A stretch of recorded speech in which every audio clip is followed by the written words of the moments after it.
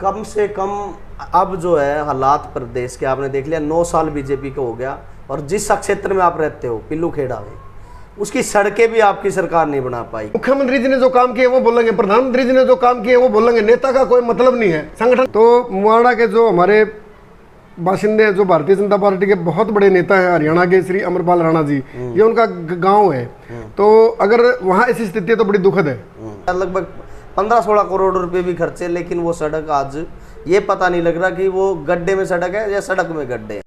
हरियाणा में इस समय राजनीतिक हालात है वो काफ़ी गर्म है, और आज एक ऐसे व्यक्ति से मैं आपको मिलवाने जा रहा हूँ जो सबके फिल्टर पाड़ता है, यानी जो खलबली आज विपक्ष में कहीं ना कहीं एक सोशल मीडिया के माध्यम से जो देने का काम करते हैं, कहीं ना कहीं विपक्ष का सिर में दर्द जो करते हैं। बीजेपी के कोऑर्डिनेटर हैं स्टेट के और सामाजिक कार्यकर्ता भी है राजवीर रोहिला। सर आपका स्वागत है। नमस्ते जी सभी दर्शकों को भी, आपको विकास भाई राम राम, आपने हमारी संभाल करी। कम से कम अब जो है हालात प्रदेश के आपने देख लिया, 9 साल बीजेपी का हो गया और जिस क्षेत्र में आप रहते हो पिल्लू खेड़ा में, उसकी सड़कें भी आपकी सरकार नहीं बना पाई। क्या कहना चाहते हैं? नहीं कहा, अभी तो टेंडर हो चुके हैं मतलब, लेकिन कहीं ना कहीं हमारे जो स्थानीय नेता हैं या उसका एक दिक्कत रही है, भाई उन लोगों ने सही से वो बात नहीं पहुँचा पाई वहाँ।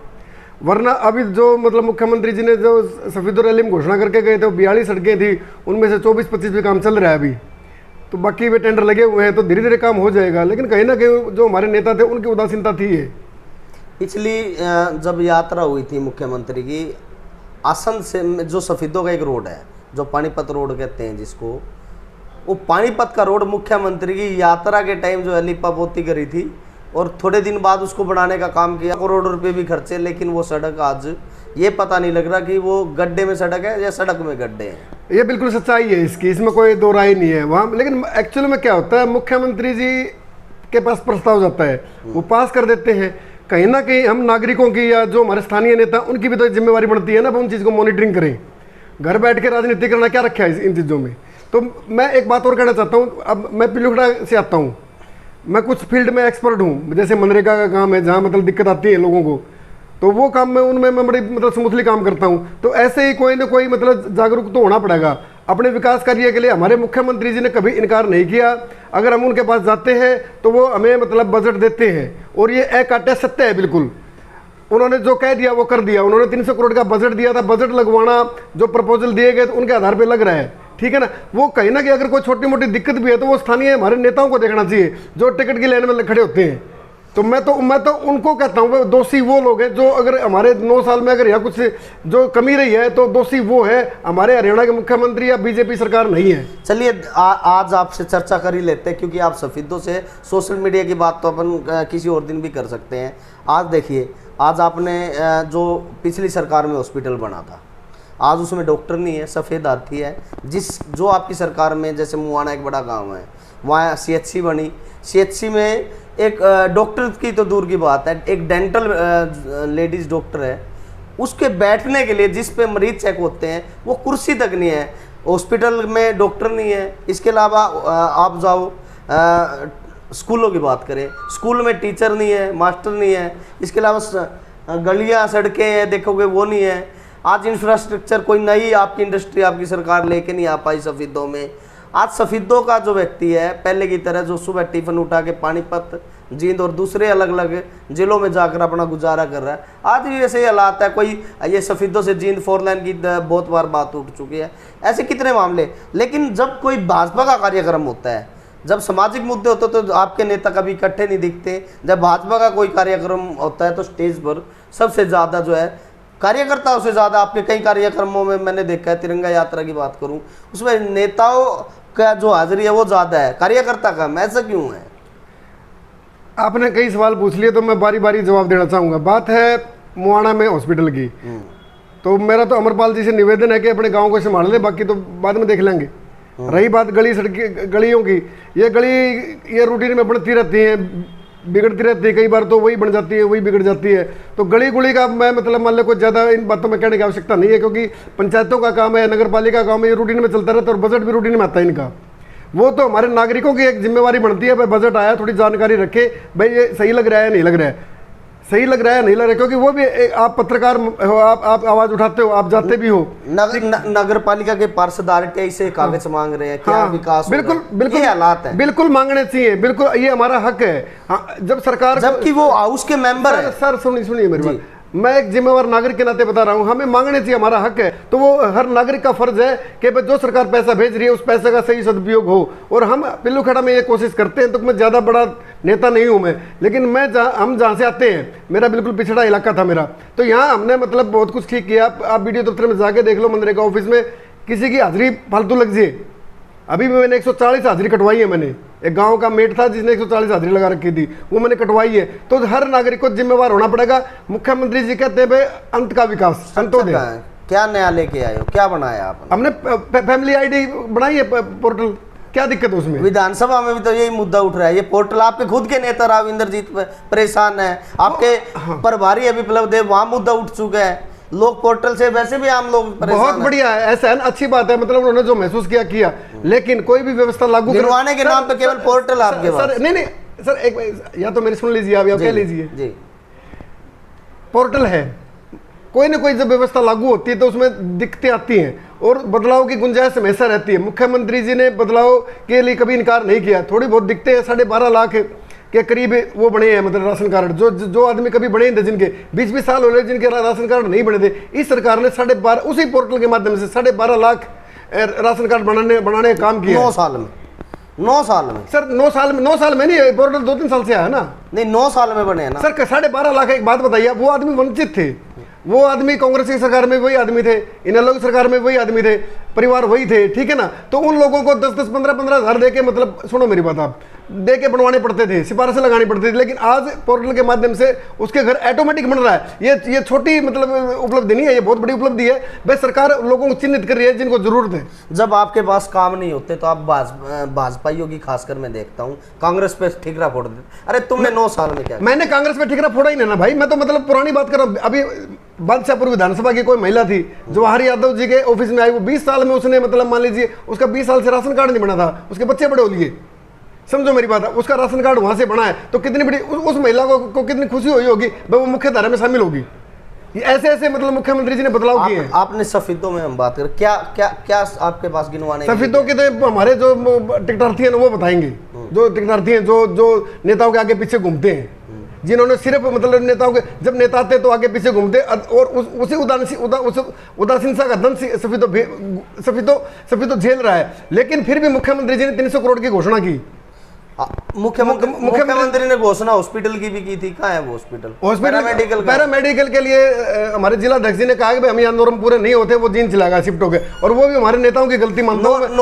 नॉर्म खानपुर में पूरे हो सकते हैं। मैं क्या कह रहा हूँ सर, मैं क्या कह रहा हूँ, वो हमारे नेताओं की गलती है, जिन्होंने मतलब इस चीज को हम उठाएंगे नेताओं के सामने भी। भाई तुमने हमारे लिए क्या किया जब तुम्हारे पास वोट मांगने आते हो? भाई एक अच्छा इंस्टीट्यूट आना था हमारे यहाँ, रोजगार उपलब्ध होने थे, इनडायरेक्ट रोजगार भी बनना था, बच्चे लगने थे, तो वो उन्होंने मतलब एक मतलब अवसर खोया है, तो उस अवसर का इन्होंने जवाब देना पड़ेगा। 2014 में पैराशूट से यहाँ वंदना शर्मा को चुनाव लड़ाया, लोगों की क्या गलती है जिन्होंने वोट दिया? आज बीजेपी को एक बार फिर लोगों ने 38-36 हज़ार वोट दिए, उनका क्या कसूर मानते हो आप? उन लोगों ने आपको वोट दिया, आज स्ट्रक्चर के नाम पर कुछ भी नहीं है। आज पिल्लूखेड़ा की एक सड़क, मात्र सड़क जो जामनी से पिल्लूखेड़ा को जोड़ती है, मैं पिछले 9 साल से देख रहा हूँ, आप एक सड़क नहीं बना पाए। सर सड़कें बन रही है, मैंने आपको बोला है ना, 42 एक्चुअली में क्या हुआ, सुनो मेरी बात है। कृष्ण राठी नहीं है जो जिलाध्यक्ष, एक दिन हमारी बहस हो रही थी डिबेट में ऐसे चैनल पे, ठीक है, तो वो 6 महीने का बोला था उसने, क्योंकि डिपार्टमेंट उनका वो, तो मैंने उनको 1 साल का समय दिया था, उन्होंने कुछ नहीं किया। ये तो मुख्यमंत्री जी का भला हो जिन्होंने 300 करोड़ रुपए मंजूर किए, 42 हमारी सड़कें मंजूर की, जिनमें से 27, 28, 25 का करीब काम चल रहा है, बाकी के टेंडर हो चुके हैं। ये सच्चाई है। सुनो, दो सड़कें थी बिडदाना से वो उसकी लुधियाना की, एक मिनट, मोरखी से लुधियाना की, वो सड़कों में मैं खुद गया हूँ, उद्घाटन में उनका काम चल रहा है, आप जाकर देख सकते हैं। आपकी सरकार कहती है खर्ची पर्ची नहीं, 2-2 करोड़ रुपए आपके भाजपा के नेता ले रहे हैं। कौन सा नेता? जिला के प्रकोष्ठ में नहीं है, हमारा नेता नहीं है वो। प्रेम शर्मा आपके प्रकोष्ठ में, सर उसकी प्रदेश में सचिव रहे आप, सर उसकी 5 रुपए की पर्ची दिखा दो आप। भाई वो भाजपा का मतलब जब आपके कार्यक्रम करता था जब तो नेता था। आज अगर वो फंस गया, तो मतलब पर्ची दिखाए। उसने क्या किया? आज पर्ची दिखाए। अरे सर सुनिए मेरी बात, आप पेशेंस ना खो ना, आप पत्रकार हो, पेशेंस आप खो रहे हो। सुनो मतलब जब मुद्दे की बात आप फंस रहे हो तब आप पर्ची देख रहे हो। अब सुनो मेरी बात, आप अब मैं आपको पूरी बताता हूँ प्रेम की।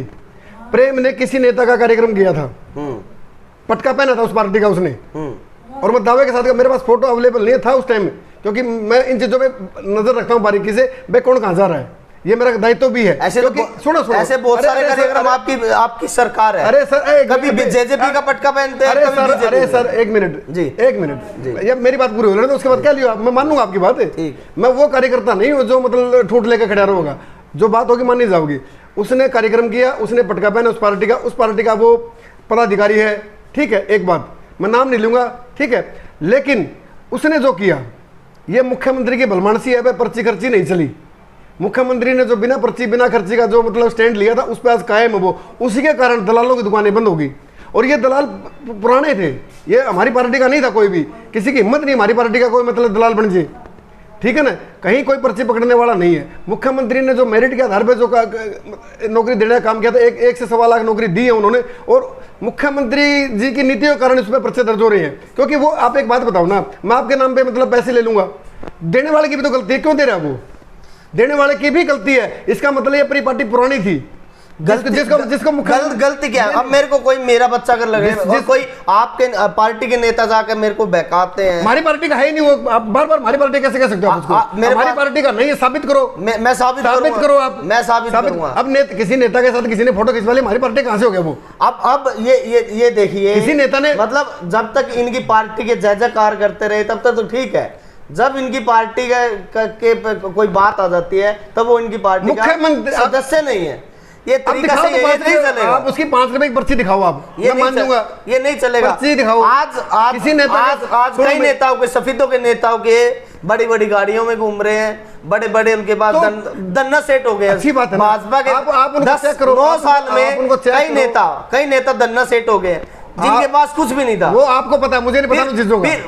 पर्ची खर्ची का मैं क्या कह रहा हूँ आपको, जिसका आपने नाम लिया प्रेम बहादुरगढ़, अगर वो हमारा कार्यकर्ता है 5 रुपए पर्ची दिखा दो, मैं मान जाऊंगा आपने, क्योंकि वो प्रकोष्ठ का कभी था ना। सुनो अभी क्या हुआ, उसको वो ग्रांट लेने के लिए भी मतलब मान नेताओं के, क्योंकि एकेडमी चलाता है वो, तो नेताओं को पार्टी मराना उसका दायित्व है। मैं कहीं से 10 रुपए आ जाए, उसी हिसाब से उसने सोचा भाई सरकार में मतलब तू नौकरी दिलवा देगा। समझो मेरी बात, उसने अपने नेटवर्क के माध्यम से लोगों को भ्रमित किया। आपकी पार्टी से नेता बचन सिंह ने चुनाव लड़ा, 3 साल गायब रहे, पिछली सरकार में आपको समर्थन दिया जसवीर देसवाल, और अब आपकी पार्टी के सदस्य भी हैं। आज वो कई फील्ड में आपकी भाजपा, अब रैली भी उन्होंने करी थी, जन्मदिन भी बनाया, कहीं भाजपा का उसमें बैनर नहीं था, पोस्टर नहीं था। भारतीय जनता पार्टी लोकतांत्रिक पार्टी, जिसने जिताना ना हांड ले, आखिरी में पानी अपनी जगह आगे ढूंढ लेगा, ठीक है। वो अच्छा काम है, प्रचार कर रहे हैं, पार्टी का कर रहे हैं, नीतियों कर रहे हैं, या अपना पर्सनल कर रहे हैं, वो उनका विषय है ना भाई साहब। हम भारतीय जनता पार्टी के, हमारे लिए भारतीय जनता पार्टी नेताओं की बात है तो निजी कैसे हो? वो निजी कर रहे हैं, कितने भी जाओ, चाहे किसी के मरने खपे में जाओ, हमें क्या मतलब है? भाजपा तो संगठन की पार्टी है, संगठन पे विश्वास है। हम मनोहर लाल जी को मानते हैं, प्रदेश अध्यक्ष जी को मानते हैं, मोदी जी को मानते हैं, और कौन फिर कौन नहीं, हमने कोई मतलब नहीं किसी बात है। हम सिर्फ मोदी जी के सिपाही हैं, संगठन के सिपाही, हम उनका काम कर रहे हैं। तो वो सुनो, कोई क्या कर रहा है, मुझे क्या मतलब है इस बात से? तो मानते हो आप जो लोग कुर्ता केवल ढीला कुर्ता, पहले जाओ भाई साहब, जनता ने सब बेरा है सारा का, या जनता सफेदों की जनता इतनी भोली कोनी, या मेरा गोडे टिकवा दे है, 2 बार टिक चुके, तीसरी बार फिर टिकेंगे। नहीं हमारे नहीं टिकेंगे ना, समझे नहीं बात आप। ये जुड़ से नेता फिर है ना, मतलब कागजी जो इधर उधर से मतलब जो भी इनका व्यवस्था है, ठीक। भारतीय मुख्यमंत्री जी ने एक बहुत बढ़िया बात कही थी सोनीपत में, आपने शायद वो वीडियो देखा नहीं। मुख्यमंत्री जी ने कहा था बीजेपी में आना आसान है, लेकिन बीजेपी को अपने अंदर लेना वो बड़ा मुश्किल है। तो कुछ नेताओं में आएगी, कुछ में आ जाएगी।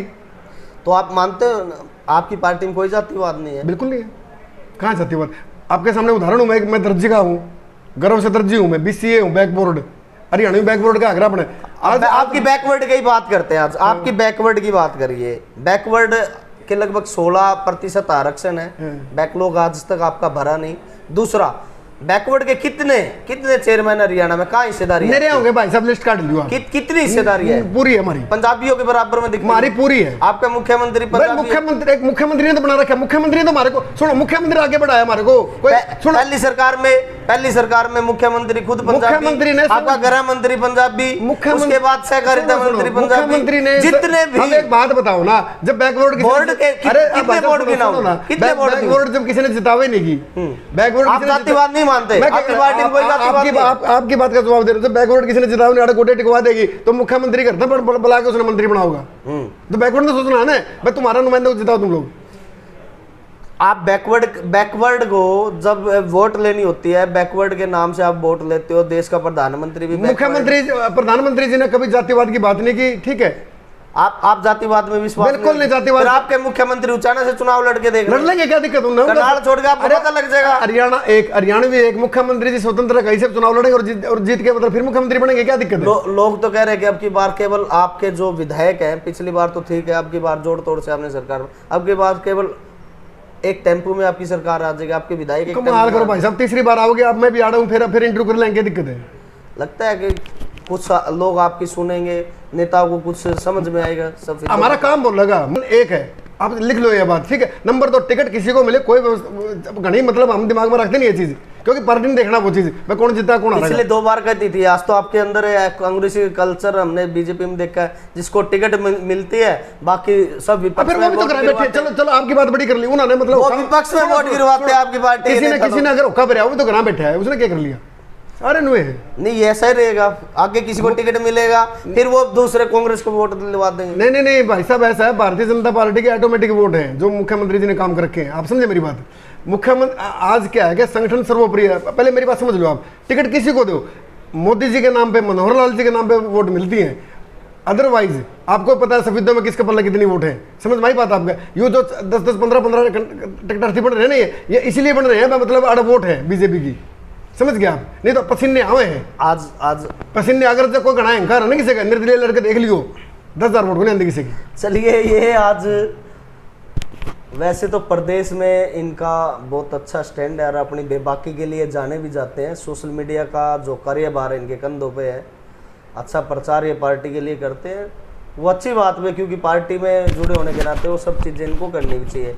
लेकिन आज सफेदों का मुख्य जो मुद्दा हमारा सफेदों में, आज सड़कें, बिजली, नाली, आज हर चीज़ के जिस तरीके से है, उस पर हमने इनकी बात बेबाकी से रखी। लगातार तेज खबरों के लिए देखते